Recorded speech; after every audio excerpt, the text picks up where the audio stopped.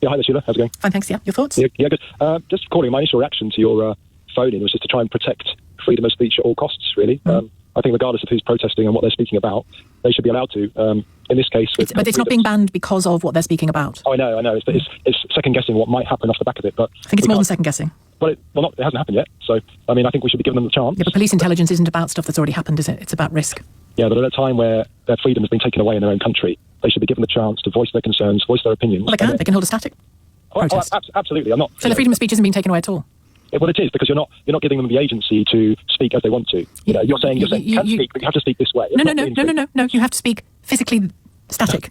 Nobody takes my freedom of speech away if, for one day, I have to stage a protest without marching through the streets. I can still say what I want to say as long as it's within the law. Yeah, no. We can't just change the laws based on Nobody's changed the law. Where people are from. Yeah, you're saying nobody's changing the law. Speak if it's static. No, that's the law, and it's been the law for ages. No, they should be allowed to march through and speak as they want to. And if, off the back of that, they do anything that requires policing, then that's a police issue. We can't second guess what they might do in a march just because the police aren't adequately capable of managing the situation. But we have a long-standing history of restrictions, rare bans, but restrictions being placed on marches and protests for a number of different reasons: the risk of threat, intelligence that there is danger, the nature of the people involved, i.e. if they're supporting terrorist groups, that kind of thing. Well, I don't know why you keep huffing and puffing at me, and that no law has been changed and their freedom of speech isn't impacted. At a time where their freedom has been taken away from them. We don't want to be condoning that here in the UK. It's not. This is a place where we value free speech, and I personally... And they can freely speak on Sunday. No, they should be able to march through on Sunday.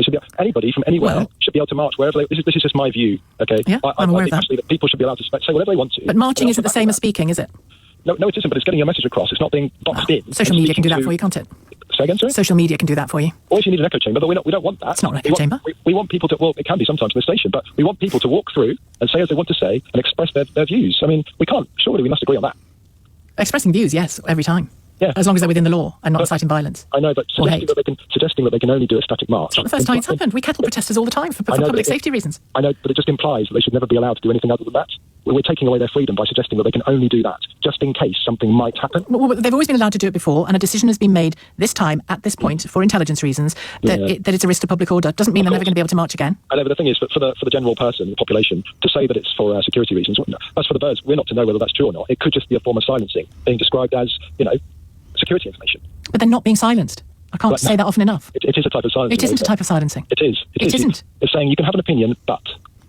No, it's like me saying, I quite fancy doing my programme live and on the move today, and the editor's saying it's just not convenient, Sheila, or it would endanger you because of the city. I'm not talking about London, but it could endanger you because of the difficulties around us or whatever. And me just saying, you're trying to silence me. When they're not, I can say exactly what I'd like to say, sitting in this chair, in the studio, static. I'm not being silenced, am I? I know, but the people guiding these people's protest, they're not representative of the people protesting, are they? Say that again? You're being boxed in by your employer. But what's happening for these guys is that they're being boxed in by somebody that probably doesn't represent their interests. Your analysis doesn't really work. Sorry? Who are they being boxed in by? Well, our government, who's saying they can't march. They have to do a static protest. Well, the law.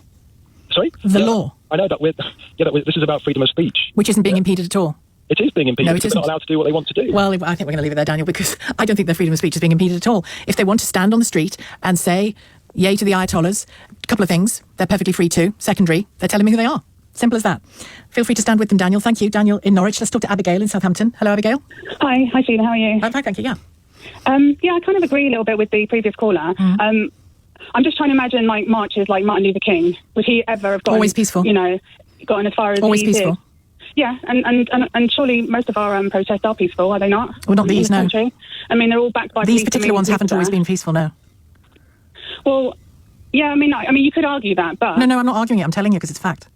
But when you march, you're basically amplifying the collective voice. You're bringing awareness to the but not every march is the same, is it? If you and I marched and said women should be allowed to have jobs, that's fine. It's a march. We're not crying hate on anyone, are we? But you're trying to justify your reasoning by saying that there are a small amount of people that aren't peaceful. At the end of the day, the law doesn't work that way, or it shouldn't. Protesting, however it's conducted, it's against the law to ever stop someone protesting. So even if there are people that are there that are just trying to cause trouble, that's the job of the police to control them. You should never allow anything to stop someone from freely expressing their opinions, whether you believe in it or not. They're not being stopped from expressing their opinions, Abigail. But they are hilariously, I mean, this is how good our freedom of speech is in this country. They are free to stand statically in a large group, however their number is, and say out loud that they admire the Ayatollahs, plural, that they admire the IRGC, that recently oversaw the killing of, we don't know the exact figure, but thousands of Iranian civilians. They are free to say they admire the oppression of women. They are free to say they admire a regime that wants to obliterate Israel from the map. They're free to do all of those things this Sunday. They just can't do it on the move. I mean, can you tell me why you think that doing it on the move makes such a big difference? I'm not saying that. The police are saying that. On this instance, based on intelligence, they think it's unwise and would threaten public order if this march, and they include the counter-protests that happen in the face of it as well, that it would cause tensions that could be difficult to police. Well, I've seen far-right protests where they've had static, and you've literally just had almost like a war scenario where you've got the left and the right literally just in each other's faces. Yeah, but don't you think a movement separates these people and actually can give the police the opportunity to dissect the characters? You can and typically do see separation of static movements as well, static protests as well. Yeah, I've seen lots of in this country I've seen it, with the Tommy, I'm forgotten his name. Robinson. Yeah, a lot of his are very static, and and it does sort of allow people to have that communication and actually create more anger and more angst. Whereas the movement, I've seen less issues. I mean, I totally agree with you. Some of the disgusting things that people are saying in these marches. I mean, I guess a lot of the argument could also be said that what kind of free speech are we allowed to have in this country? Very strong free speech. Yeah, and thank God for that. Yeah, I agree. I mean, thank God for that, because obviously there are countries where we don't have that. I agree. Somebody could offend me 24 hours a day if they wanted to. They've got the right to do it. What they can't do is threaten me or hurt me. Of course not. No. But they can offend me till they're blue in the face. Yeah. And I can agree with everything you're saying, like the disgusting, vile things some of these people are saying. That as much but even without saying it, every person that goes on the protest, the pro-Iranian regime protest, they may have very negative views of America, fine. They may have very negative views of the West, fine. They may have very negative views of Israel, fine. But even if they don't open their mouth, they're telling me, by supporting the Ayatollah's regime, that they are hateful, anti-Semitic, anti-Semites, for a start, and anti-Westerners who loathe everything about us. I mean, and that's how much free speech they've got, Abigail. Yeah, no, I totally agree with that. My point was more to do with the movement, because I've done a lot of, when I was at school and stuff, I did a lot of work on, the race riots and stuff in America, and the tool of the movement was so important. Actually, having Martin Luther King holding those... But Martin Luther King's message was always one of peaceful protest. His message was underpinned by a deeply held Christian belief in non-violence. That can't be said for the IRGC. It cannot be said for the Iranian regime, and it cannot be said for many of the voices I have heard on the streets of this country over the last couple of years. It can't. They're free to say it, but they're not free to not be judged when they say it. And you can't compare people supporting the IRGC to people on a peaceful march to Selma, I'm afraid. Well, you can, but I don't think it holds. 1:31, let's get the headlines from Amelia Cox. Sir Keir Starmer says